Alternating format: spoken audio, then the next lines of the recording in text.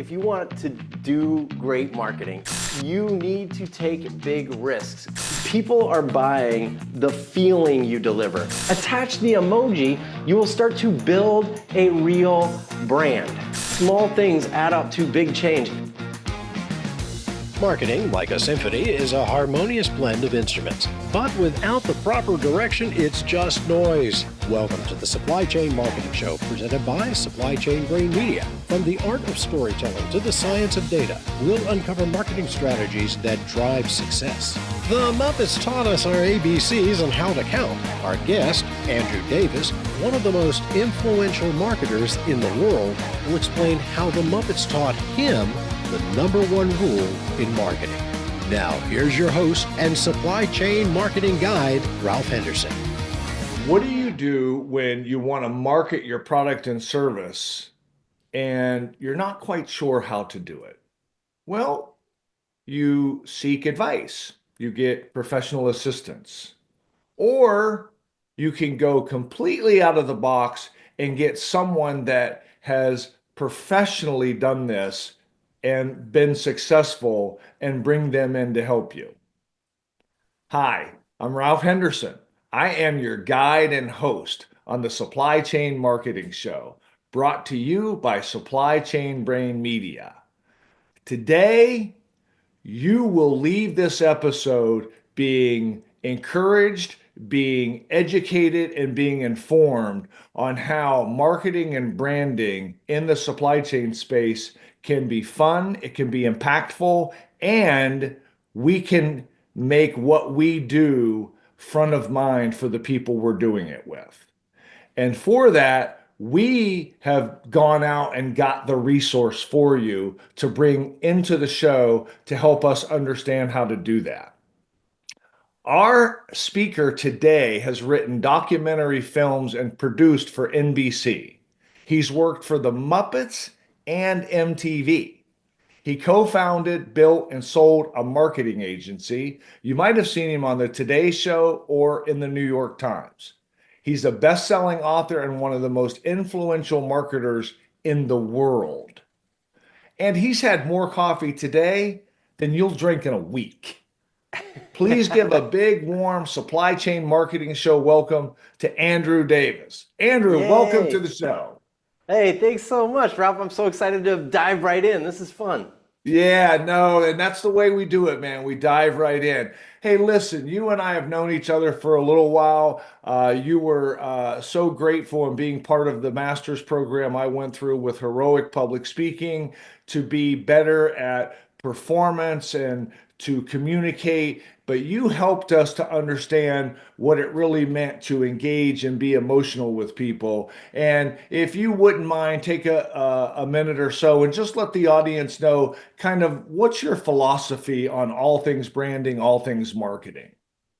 Oh, my philosophy is pretty straightforward. The first thing I think everybody needs to understand that if you want to do great marketing, if you want to increase demand for the products or services you're selling, supply chain related or not, you need to take big risks. Good marketing is risky marketing.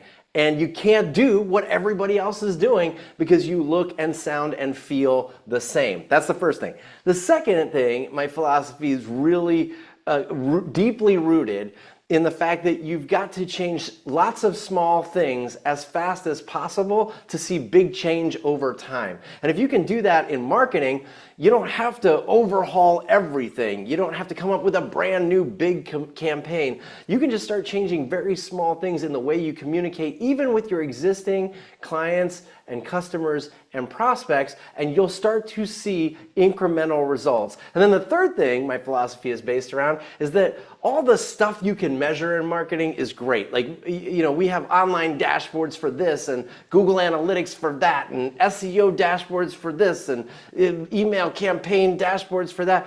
That stuff is great. I love that stuff. But at the end of the day, if the marketing you're doing is not driving revenue, you're not marketing. It's not working. You've got to change something. So if you're gonna measure one thing as a marketer in any field, you need to focus on trying to figure out how to showcase the impact you're making on the bottom line.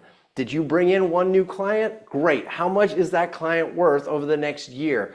In dollars. I don't care if they opened the last 3 emails and clicked on your TikTok and checked out a LinkedIn profile and read a LinkedIn. Doesn't matter. Did they buy something, and are they going to buy something else? So those are the 3 simple things that I think make a huge difference in the way anyone can approach marketing. Well, I can tell you, you just gained tens of thousands of friends. Because one of the things that supply chain marketing professionals are challenged with is when the executives or the people they report to come to them and ask them, what are we getting out of this? Are we making any money doing this? So that's really important that is part of your core philosophy as far as these people are concerned.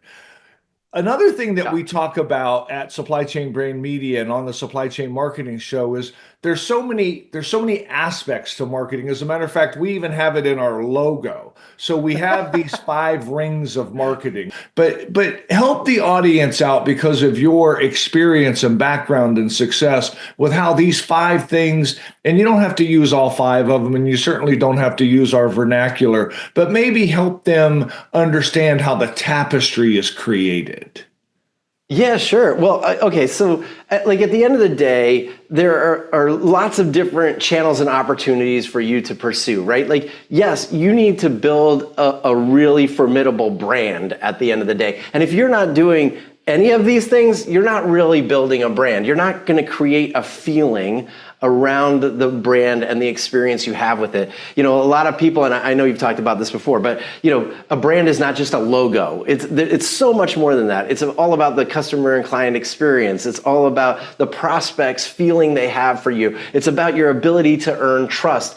And all of those rings, every single one has a role to play in building that trust, in earning that next opportunity.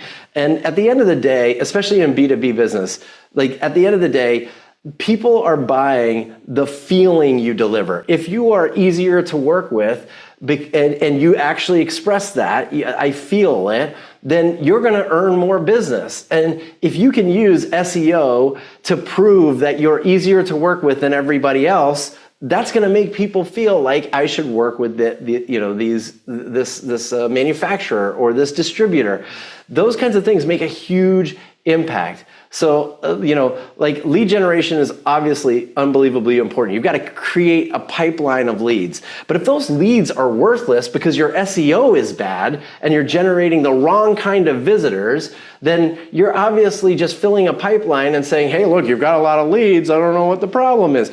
But if you could just focus on maybe the quality of the lead and then go through the rings and determine how can I increase the quality of the lead that I give to sales, those sales qualified leads get better, then all of a sudden you're making a big impact.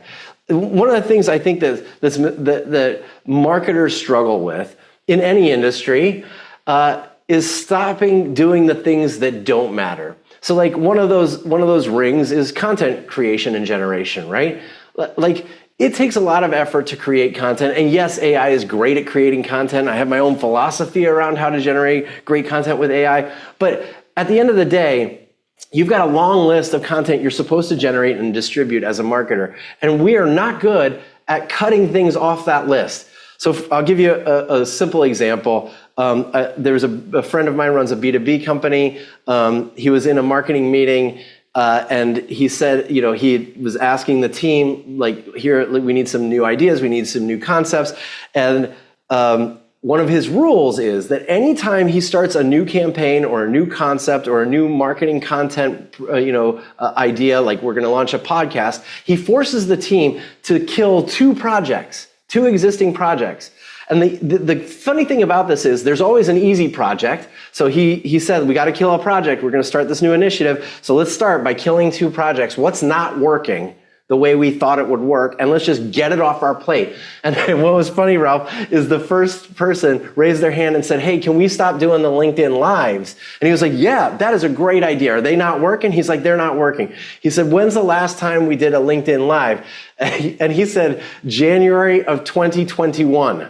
And he was like, well, didn't we stop doing them? But my point is, somebody on his team has been thinking, oh my gosh, we were supposed to do LinkedIn Lives. That was probably me. I haven't had time to do it. No one seems to notice, but it's burning energy in their minds, right? The easy one, he just said, kill it. We're not doing LinkedIn Lives. Forget it. Anybody who's ever worked on it, don't worry about it. We're not doing it anymore. Then there's the hard one. And the hard one is where the egos are attached. The budget is attached. You know, that's where somebody, the CEO said, we got to start a podcast because everybody has a podcast. You know what I mean? It's like, you've got to really spend the time to figure out what is not working the way it should and stop doing it before you pursue something new in that content generation bucket for sure. And you'll find that it's such a big relief, but you can kill the hard one. So in his case, they actually killed their email newsletter that they had been sending out every week for 12 years. And the reason they killed it was not performing the way it should have. Now, when I say killed it, they killed what they were sending out, and instead they decided to make the podcast the feature thing that they were going to produce and introduce that and then distribute that via the same email newsletter list. But they weren't going to do the old email newsletter, the blog post, and now add a podcast, and I'll do all that stuff.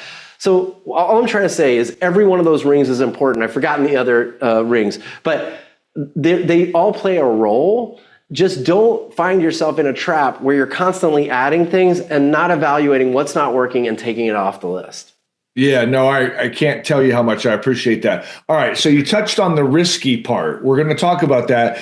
But before we talk about that, we're going to talk about MTV and Muppets. So, okay, let's do it. So you got to help me here. You know, when I brought you up, we talked about you working with the Muppets and on MTV. Yeah. Connect that with risk. Okay, well, let me tell you what I learned working in television. So I worked in television for 10 years. It was the first career I chose, and I loved it. I worked at the Today Show. I had so much fun. My dream job was to work at the Jim Henson Company, and when I got the job at the Jim Henson Company, I was put in charge of a show called Bear in the Big Blue House. Do you remember that show, Ralph? I don't. I'm sorry. Yeah. Well, don't apologize. It was a kids show. I didn't imagine you were sitting at home in the 90s going, I love Bear in the Big Blue House. I just thought maybe you heard. Anyway, Bear in the Big Blue House turned out to be a fantastic show. But I had just joined the team. They had not shot one episode of this show yet. And my job was to be in charge of the entire budget for where they make the Muppets, the production facility where they make it. I was the production manager there. So I run a budget report the first day, and I realized we're $500,000 over budget, not for the first episode, for the entire season. And I'm thinking, this is not good. Like, I am going to be in trouble pretty quickly. And I went to the first production meeting with Sony executives and Jim Henson executives, and there were executives from the studio we were going to shoot at in Manhattan. And we're going around the room talking about the status of the project. And everybody was on budget, everybody's on time, there seemed to be no problem. And then they got to me, the new guy, and they said, Andrew, welcome to the team, how's it going? I said, look, I got some bad news, we're $500,000 over budget, we haven't shot anything yet, I'm a little nervous about this. And Brian Henson, who's Jim Henson's son, he was in charge of the company at the time, he said, Andrew, don't worry about it, welcome to the team, I know you'll figure it out. And I thought, well, that's encouraging, what a nice guy. I was stressed out about this. Now here's where it comes to marketing. When you know when you join a company and they tell you you're going to rotate seats just to learn how everybody works, and you'll spend 2 hours with each department. Well, they had scheduled that for me, and it was like 4 or 5 weeks into the business of working there that my job was to spend the day with the merchandising and the licensing team. And these two women ran the department. They were the nicest people. They're telling me all about the job. And I said, look, while I have you, I'm really concerned, Bear in the Big Blue House is already over $500,000. No one seems to be worried about it. Can you help me understand why? And they sat me down, and she said, Andrew, look, here's the thing. One of your jobs is to make sure that the puppets they create in the workshop, in that production facility, have to be so good that anyone who watches that show will fall in love with the characters.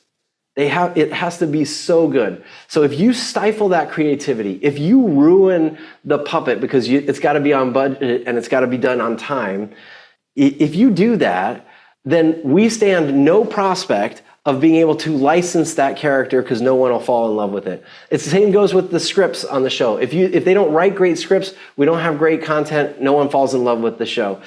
And she said, look, I would get worried if you get into a budget that's like $3-4 million over, then yeah, I think you should raise a red flag. But if you can help create puppets that are so good everyone falls in love with them, I guarantee we can license those characters. We can sell merchandise because people will fall in love with the content.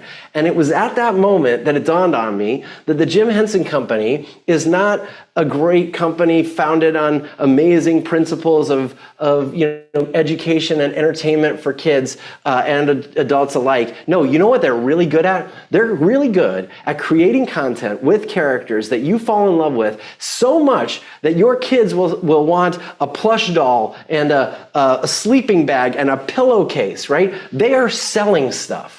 And I realized that if you can create great content that inspires people to buy something they didn't know they needed, you can do anything.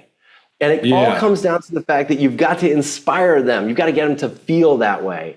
No, you're definitely hitting a nerve here, Andrew. I mean, in supply chain marketing, I mean, I think our marketing people would love to be able to create more of that feeling. I mean, I know we all quote the Maya Angelou quote. They don't remember what you said or what you did, but they remember how you made them feel. So how would you maybe help them? And do you have a story yourself, in the materials handling supply chain space of something like this where you were able to help somebody help their customers feel? Yes.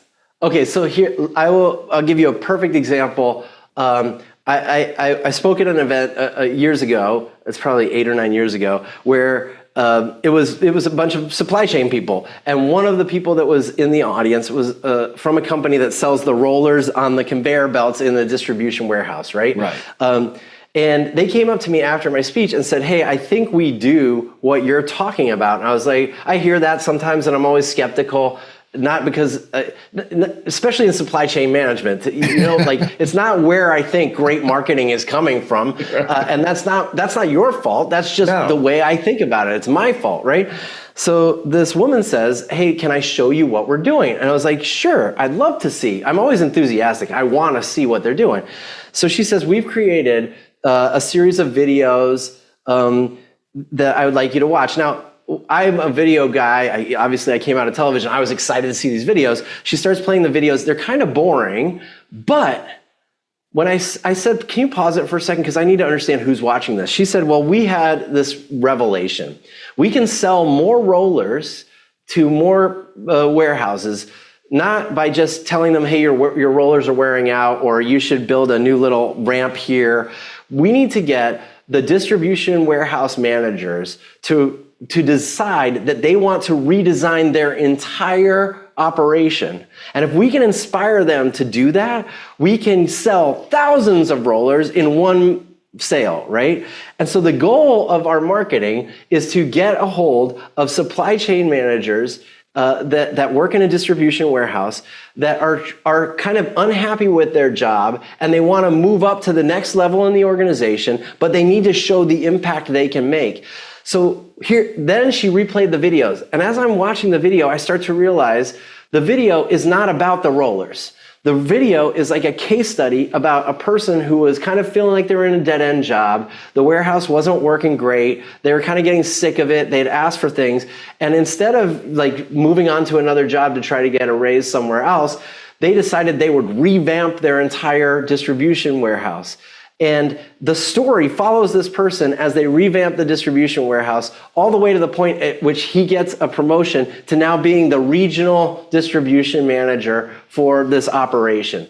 And you could see the emotional transition this took. And yeah, the sales cycle is longer, but these videos were unbelievably successful in 2 ways. One, people who watched the videos and responded to the videos were put into a brand new list of potential leads as people who identified as someone who wants to be in the industry for a long time and they want to move up the ladder. They see that themselves in that person. And all of a sudden, the conversations the sales team was trained to have were not just about selling rollers, but what can I help you do as fast as possible to make and those salespeople started acting as connectors. Like, "Oh, I know you don't need rollers right now, but it sounds like you have this problem. And I know a consultant who can fix that problem probably in 2 days. It won't cost you tens of thousands of dollars. let's get them in there. Let me make the connection. And all of a sudden, they were driving business for other people. And the end result of this, just to skip ahead, was they actually started a consulting division themselves, because they started to realize that these people wanted more than a roller. They needed help in navigating the next stage in their career. And their consulting division wasn't a consulting division designed to help redesign distribution warehouses. It was designed to help these people move to the next level.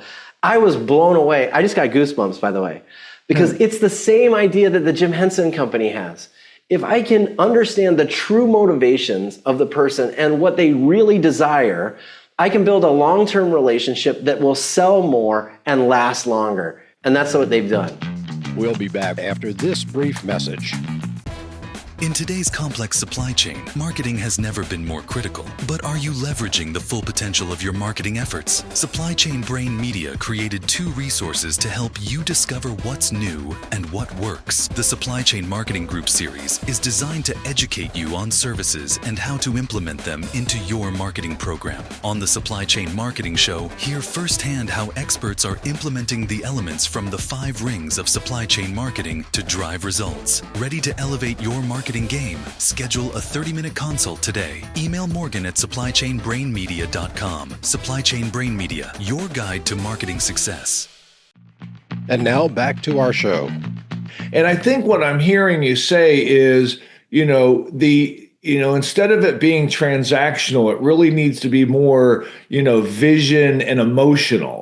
And we know this as marketing professionals. We know that we're supposed to do this. I think we get stuck in this trap because we are B2B, we are supply chain, that we're somehow supposed to be very analytical. And look, there's nothing wrong with this, folks. I promise you. I've been in the space since 1991, and I get the production line. I get the metrics and the analytical. And Andrew talked about it just a few minutes ago, having dashboards and having ways to measure what we're doing. And ultimately, the way you measure it is how much revenue am I generating? But Andrew, I think you're touching on something. And so maybe we can help encourage these folks on what is the thing that we can do to start to determine how can I make these people feel something that's going to get them to engage with me? Yes, I'll give you a very simple exercise you can do right now. Let's say you have a new lead, just came in 2 seconds ago. I guarantee your marketing team sends an automated responder to that, right? Like, hey, thanks for joining our newsletter, or whatever. Thanks for downloading the white paper on how to optimize your whatever, right? I guarantee you send that. Now, I want you to go open that autoresponder, read it yourself, and imagine you're that lead you just saw come in. Now, all you have to do is attach an emoji to that. Imagine you're that lead, and you're reading it, and you just got to the end. Now, just pick an emoji. You got all the emojis on your phone. Go pick one and say, that's the way I bet that person feels. Now, what is that emoji? Is it a like, meh, whatever? Is it a holy crap, I can't believe that? That's so phenomenal. Is it wow, surprise? Do they have a question mark? What's the question? Like, just attaching that emoji starts to help you realize that marketing is about how every interaction makes them feel. That little interaction, if you just change that today and say, okay, I got to go from this is like a meh emoji to whatever emoji you want. Maybe you want it to be a thumbs up emoji. Well, then look at that content and say, how can I make this a thumbs up, right? Like, this is so lame. And if you start to do that with every interaction your marketing creates, with every blog post or podcast or ad you're running, campaign you're posting, attach the emoji, you will start to build a real brand. And we have the ability to do this, and I want to touch on this. We do trade shows a lot in our space. Yeah. We're very kinesthetic, right? We want to touch things. And so maybe encourage, and we're getting ready, like we do twice a year, we have these big trade show seasons, maybe encourage them with, now we've talked about the marketing remote, what about when we are at these shows, and how can you encourage that great feeling to do business with you? Okay. So trade shows is a whole different beast. Same concept, right? If the trade show feeling is, I'm not saying redesign your booth or change the messaging. I'm saying to you, if you approach the booth as if you were somebody walking by and just attach an emoji to the first thing that happens, is it a like meh? Is like the person behind your table on their phone? Like, what is it? And just over the course of the 3 days of the next trade show you're going to, change one thing every hour by using the emoji method. Just attach every emoji that isn't kind of giving you the feeling you want, go up and make that change. Say to the people behind the thing, hey, look, I know you probably just got a text message, but when people walk by, we need to engage them. I need you looking up. You know what? Like, if you need to take a break, go just walk into the aisle and walk away and look on your phone. But I want people in this booth to look like they're ready to talk to someone. Great. That's the power of great marketing. And to be a great marketer, you have to be willing to have those little moments all add up to something big. It's the micro moments that leave a big impression. It's the micro moments that big impression. Say that again. It's the micro moments that leave the major impression. That's it. Super important. And just so you guys know, Andrew influences me as well. So we have a campaign right now talking about Where's Ralph at these trade shows. It's so awesome. And my promotion team thought me bringing these to the show was a good idea. So I just want you to know, I'm not sitting here asking you to do something we're not doing ourselves. So please understand. So yeah, Andrew. I just want to say, like, this is what I'm talking about, Ralph. If I walk by a booth and I see you with those glasses, I immediately get a smile on my face. Is it like the mind blown emoji? No, but it's a happy emoji. That's a great start. And then as I walk up to you, I might have the question mark emoji pop up. So I'm going to ask, what's the deal with the weird glasses, Ralph? And that's a conversation starter. That's genius marketing. And it's two great emojis that changes the way I feel. Because there's a million other booths I can interact with. But I need small little moments that are going to make me keep going, to keep saying. And you can build trust really fast just with glasses. Yes, no, I hear you. So two things.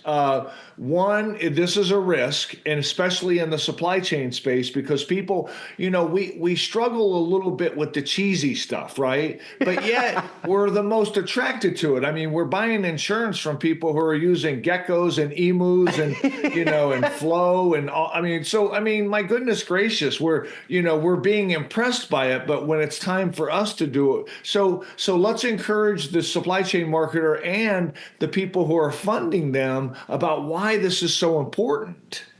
Yeah. Well, look, one of the pieces of feedback I always hear, especially in the B2B world, is how can I get my boss to buy into this? There you go. Right? Yeah. Here's my suggestion. When you start changing small things over time, before you know it, a lot has changed and no one in the organization will notice. If it's working, they're just going to say, we just keep getting more leads. Meanwhile, you changed 32 things in the last 10 days, right? They're little things. I'm not saying you have to go in and ask for a major budget to do a crazy Super Bowl ad. I'm saying start to look at everything you're doing and think, how does it make them feel? Is it different or unique? Can I make it stand out? And if I just change a few words, maybe I can do that in this little thing. With just this little, or maybe at our booth, if I put something funny on the counter, maybe that'll leave a different impression. Let me try it. So you can ask for buy-in when you've proven those things and maybe you've increased revenue and you can say, hey, guess what? Over the last 3 months, I've made 192 little marketing changes. And what I'm asking for right now is a budget of X. Why am I asking for that? Because those 192 little changes I made have resulted in this much revenue. And if I'd like to make one big investment to do this. What do you think? That changes the conversation entirely. But small things add up to big change. I can tell you one little quick story about Yahoo. This is Yahoo, the website, a long time ago. Yahoo tried to change the color of the background on the Yahoo homepage. This is like almost 20 years ago. And they had a user group, a focus group. Over 3 days, they asked Yahoo users what they thought of different pictures of the different background colors. And it was basically just shades of gray. And the bottom line was every consumer hated the transition from a white background to any gray. They hated it. It was like on a scale of 1 to 10, how much do you hate the new website? 10, I hate it, right? here's what they did. Every day, for 30 days, they changed the website just one hexadecimal color different, going from white to gray. That was it. Wow. So on day 1, it was white, but on day 31, it was gray. And all of a sudden, they started to ask people, hey, what do you think of the new background color on the website? And the answer was, I didn't notice, but I think the website looks great. What color? That is excellent. That's what I want you to do. Change one little color decimal a day, and all of a sudden, it's a big change that no one really noticed coming, but people feel the difference. Right. No, that's fantastic. All right. So to wrap up, again, I love you and I love your energy, and this is really good. And look, we need this, and I appreciate it more than you know. So our folks really like summation and direction. So how would you tell them, hey, this is what you want to remember or repeat, from this session. And then this is what we want you to do right now. And then what I'm going to tell the audience is, I don't care what that is.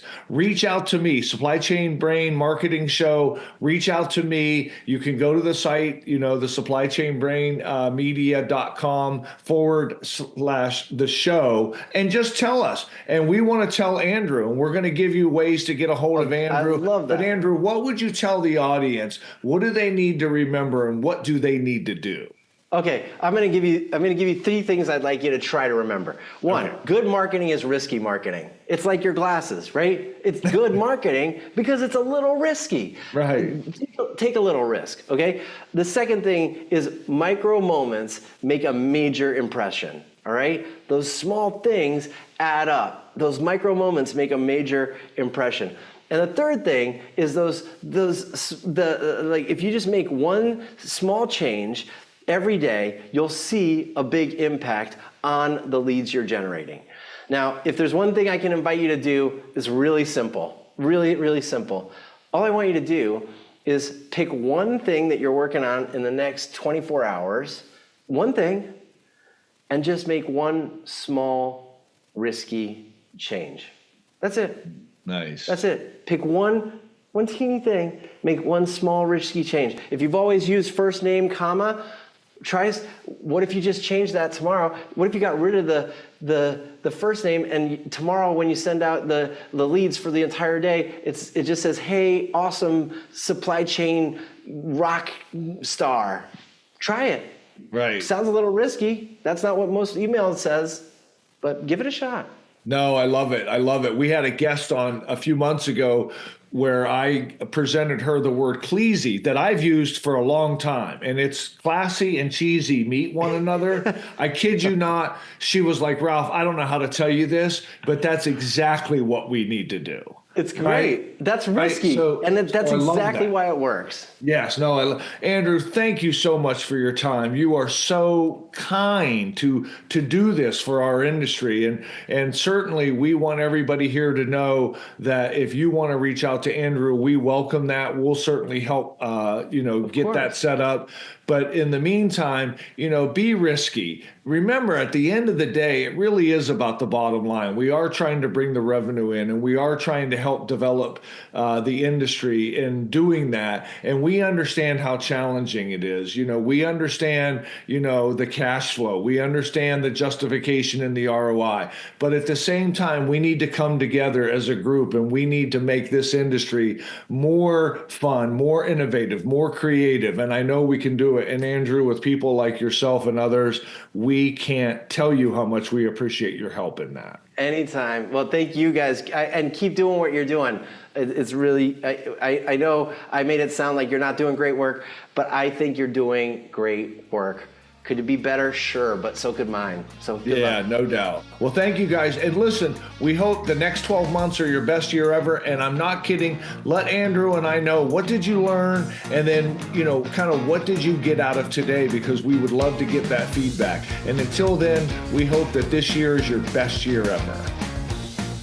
To discover how you can blend your marketing instruments into a harmonious sound and rise above the noise, schedule a 30-minute consultative session. Email morgan@supplychainbrainmedia.com. Again, that email address is morgan@supplychainbrainmedia.com. If you have any questions or episode suggestions, you can send those to morgan@supplychainbrainmedia.com. Thank you for joining us for this episode of the Supply Chain Marketing Show presented by Supply Chain Brain Media. This is an omni-channel production in conjunction with PWE Media.